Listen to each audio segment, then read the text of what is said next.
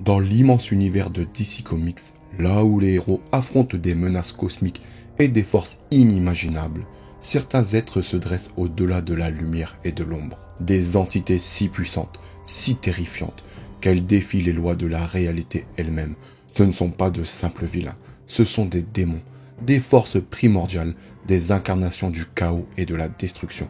Aujourd'hui, nous plongeons dans les ténèbres pour que je vous révèle les 5 démons les plus puissants de l'univers DC Comics. Préparez-vous, car leur pouvoir pourrait bien ébranler votre esprit.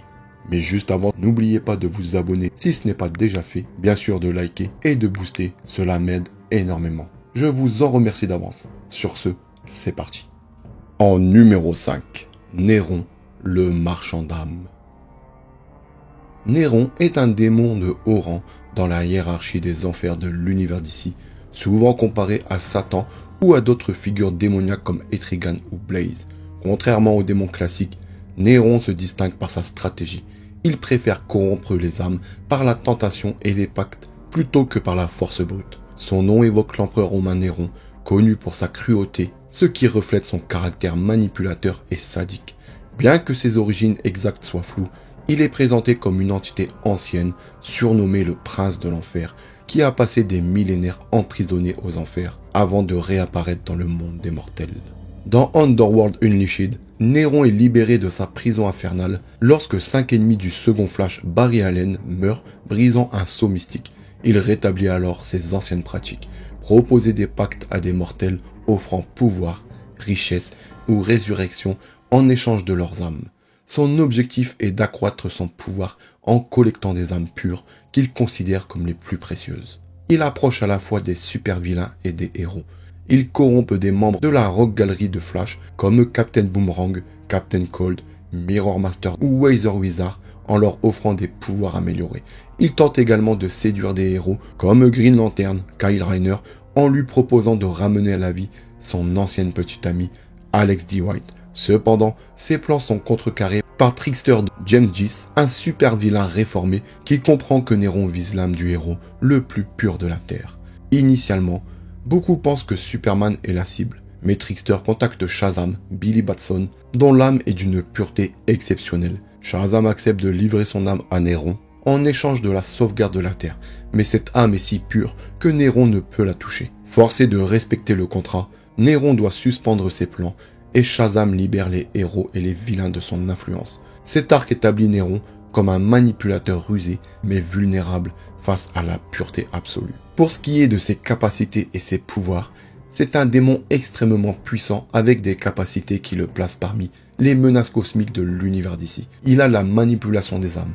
Il peut accorder des pouvoirs ou exaucer des vœux en échange d'âmes qu'il utilise pour renforcer sa puissance. Une fois l'âme d'un mortel acquise, celle-ci devient son serviteur en enfer après sa mort. Il a les pouvoirs de transformation et polymorphie. Néron peut modifier sa taille, sa forme et la nature des objets ou des pouvoirs, mais uniquement pour servir des desseins maléfiques.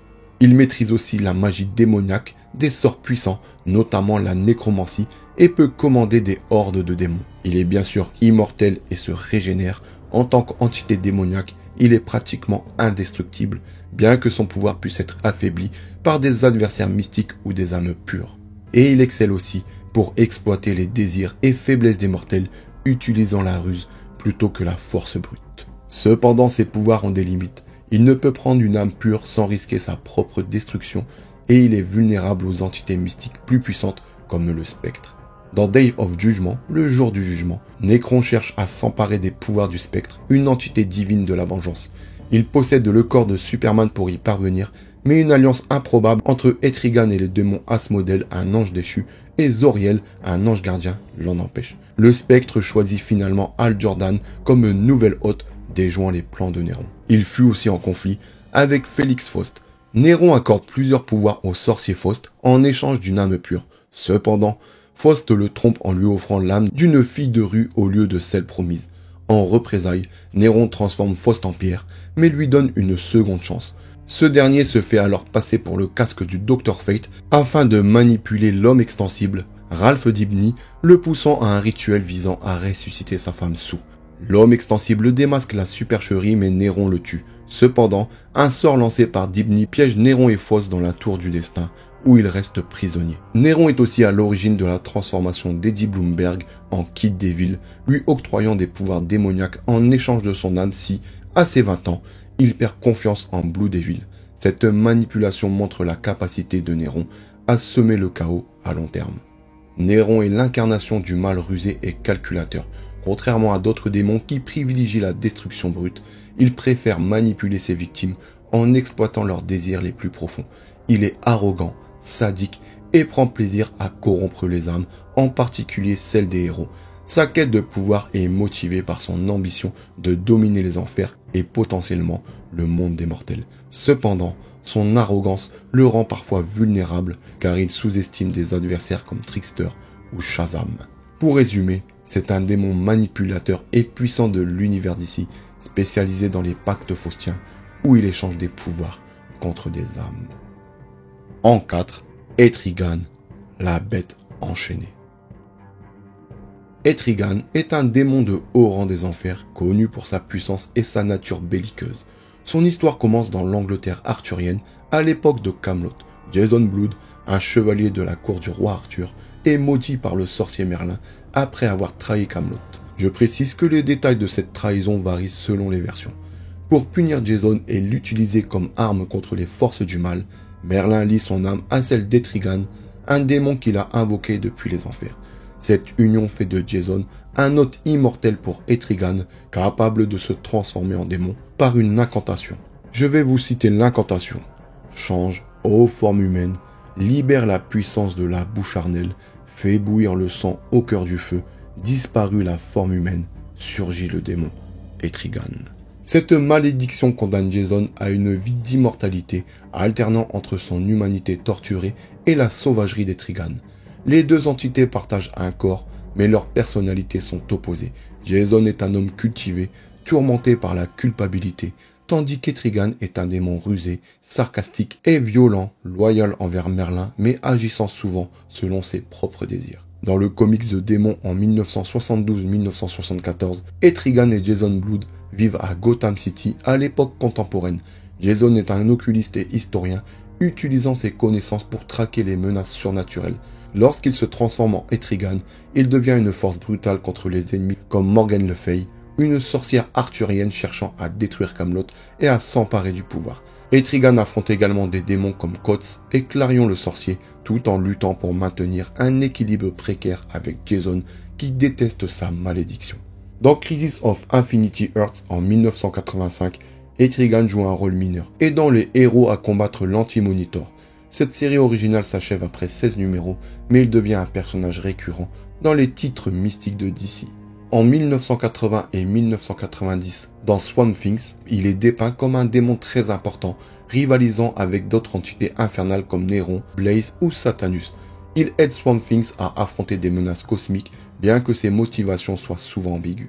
Dans le crossover Underworld Unleashed en 1995, il refuse de s'allier à Néron, voyant ce dernier comme un usurpateur. Cependant, il manipule la situation pour son propre bénéfice, renforçant son statut de démon rusé. Dans Day of Judgment en 1999, il joue un rôle clé en s'alliant temporairement à des autres héros comme Zoriel et Asmodel pour empêcher Néron de s'emparer du pouvoir du spectre. Il devient brièvement roi des enfers après avoir vaincu Néron, mais sa soif de pouvoir le rend instable.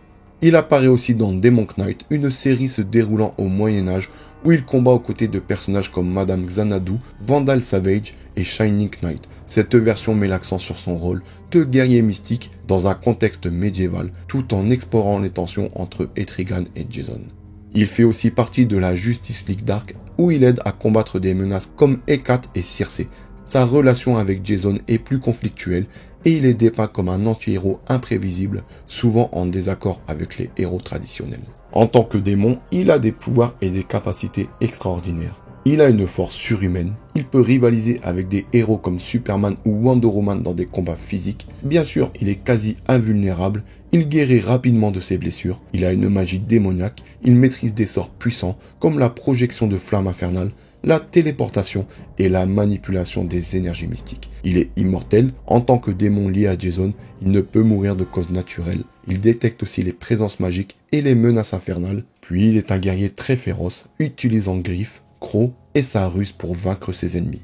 Jason Blood, quant à lui, est un expert en occultisme, maîtrisant les rituels et les artefacts magiques. Sa connaissance des enfers et de la magie arthurienne le rend précieux, même sans se transformer. Les faiblesses d'Etrigan incluent sa dépendance à Jason pour interagir avec le monde humain et sa vulnérabilité à des magies plus puissantes comme celle des seigneurs de l'ordre ou du chaos. La tension entre Jason et Etrigan peut également l'handicaper, car leurs objectifs divergent souvent. Pour résumer, Etrigan est un démon sarcastique, brutal et manipulateur qui prend plaisir à semer le chaos tout en servant des objectifs plus larges, souvent dictés par Merlin ou son propre intérêt.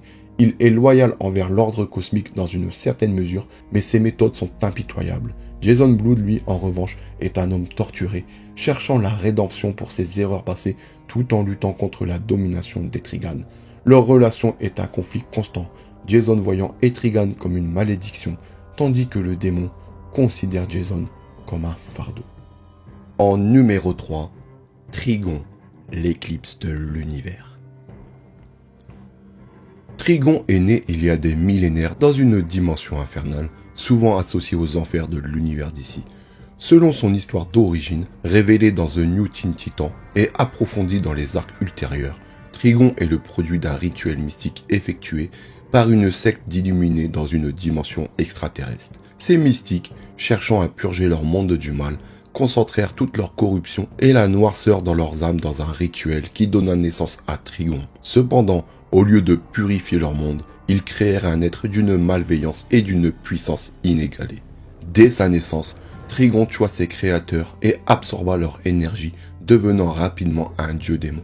Il conquit sa dimension natale, transformant ses habitants en esclaves ou en cendres, et établit son règne sur un royaume infernal appelé Azarat, avant que celui-ci ne soit libéré par des pacifistes. Trigon étendit ensuite son pouvoir à d'autres dimensions, massacrant des planètes entières et engendrant des enfants pour servir ses ambitions.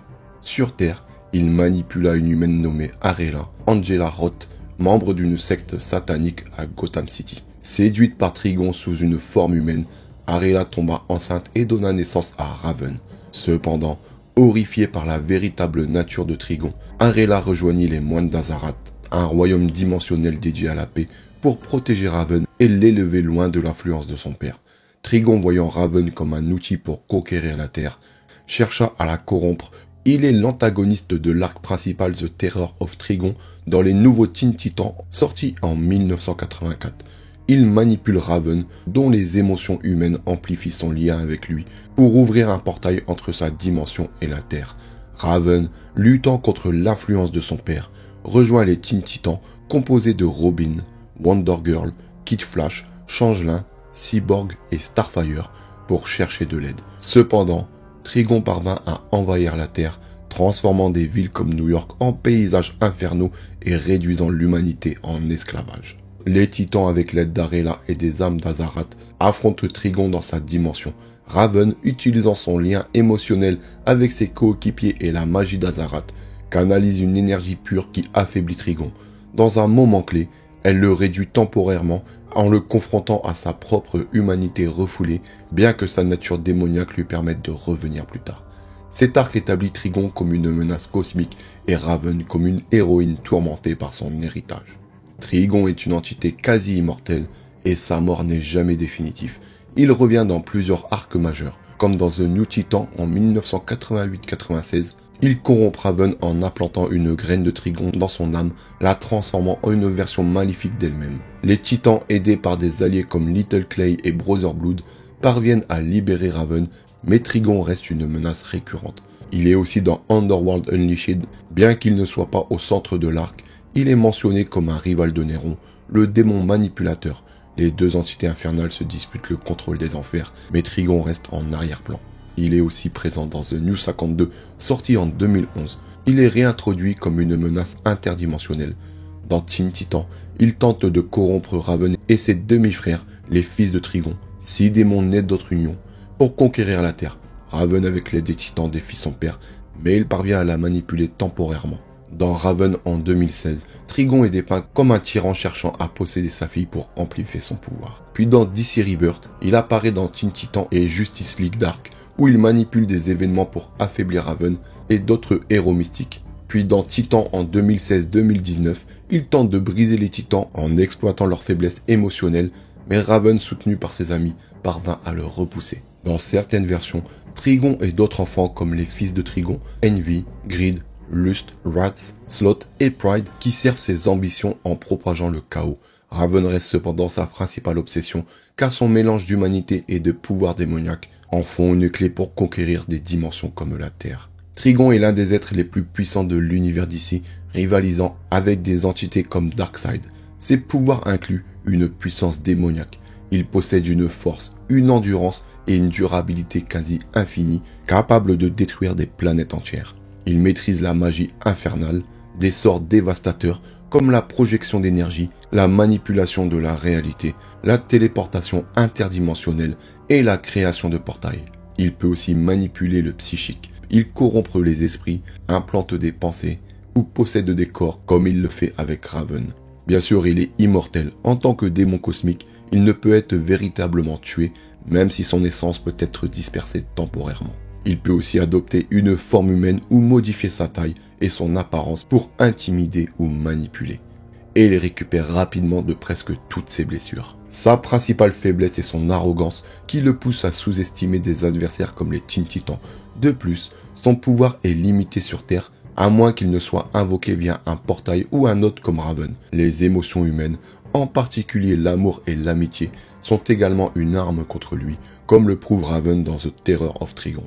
Il est l'incarnation du mal absolu, motivé par une soif insatiable de pouvoir, de destruction et de domination.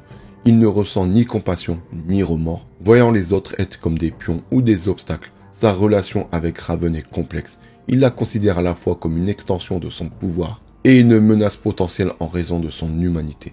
Trigon est arrogant, cruel et calculateur, mais son orgueil le rend vulnérable face à des héros déterminés.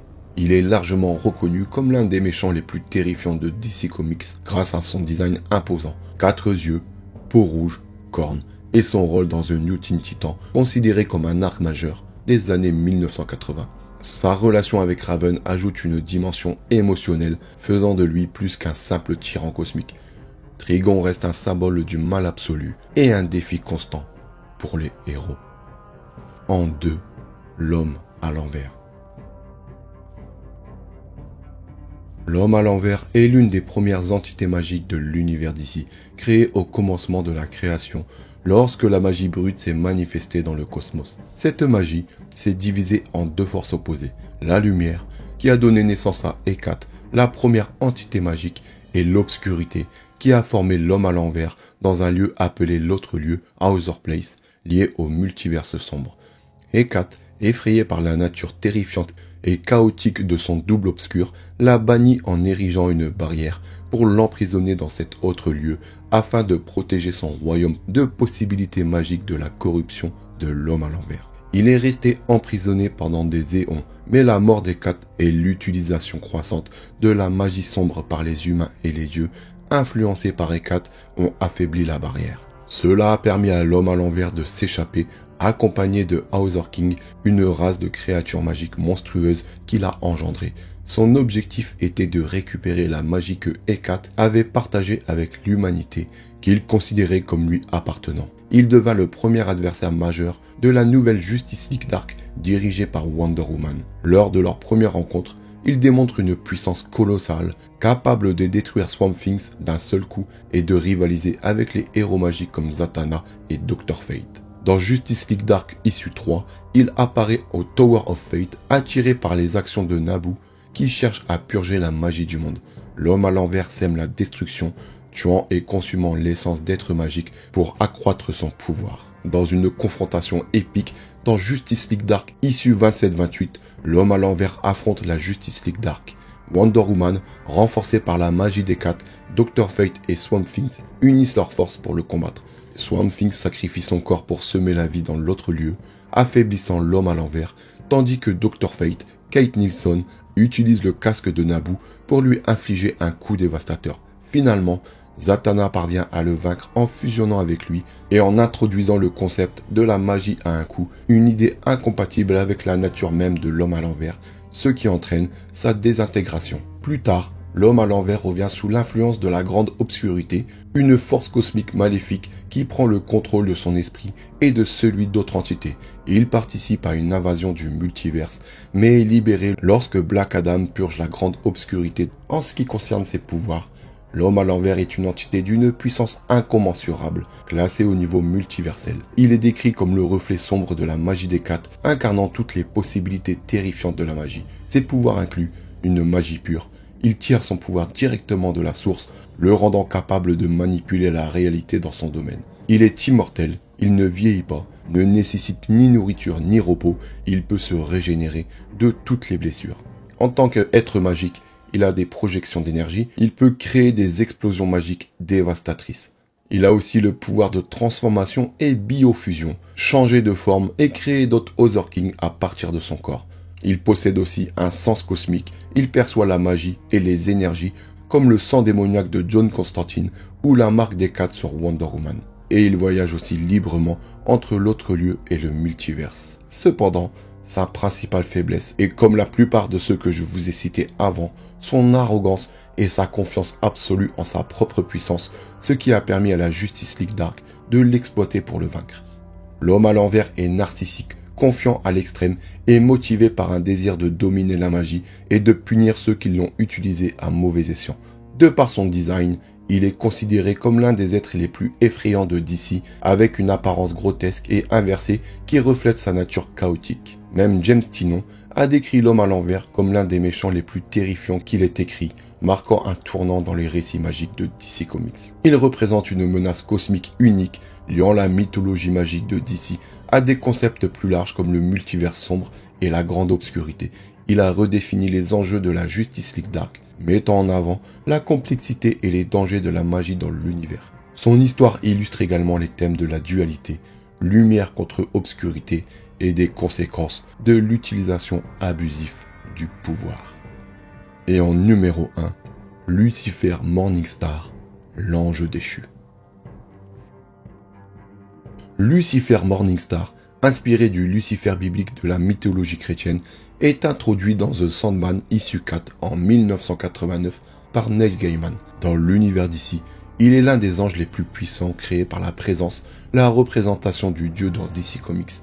Initialement nommé Samael, il est le frère de l'archange Michael Demiurgos et l'un des premiers êtres à exister. Sa rébellion contre la présence, motivée par son refus de se soumettre à l'autorité divine et son désir de libre arbitre, le conduit à être banni du paradis et à devenir le souverain de l'enfer.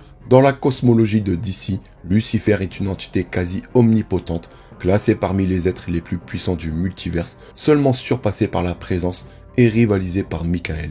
Sa chute est moins une punition qu'un choix.